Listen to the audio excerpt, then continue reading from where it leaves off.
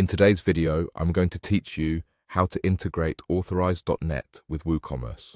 Before we begin, make sure you can log into your WordPress dashboard as an administrator.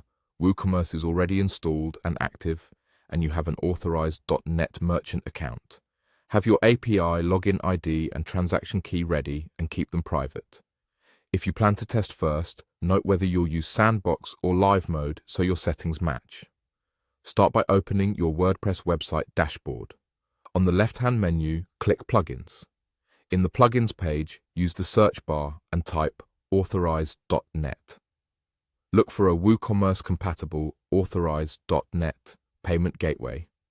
Click it to view details, then select Install Now, and once the installation finishes, click Activate.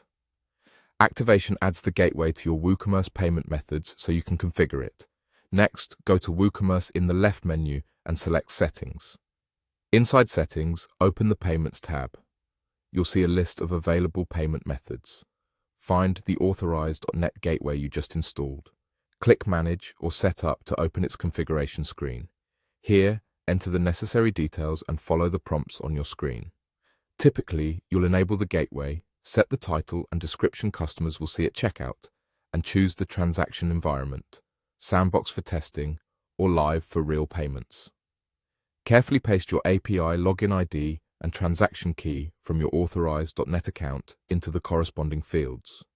If the plugin provides options for additional security, such as a signature key or webhook verification, complete those fields as prompted.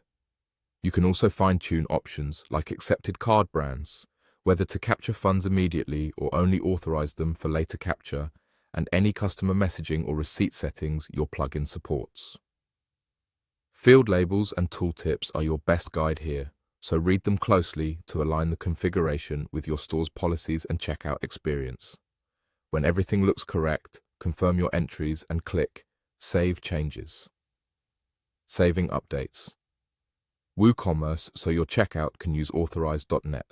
After saving, it's a good idea to place a quick test order using sandbox mode or a small live transaction to confirm payments processed successfully and that order notes update as expected. If something doesn't work, double-check your credentials for typos and make sure the environment setting in the plugin matches the mode of your Authorize.net account. And that's it. Your WooCommerce store is now set up to accept payments through Authorize.net.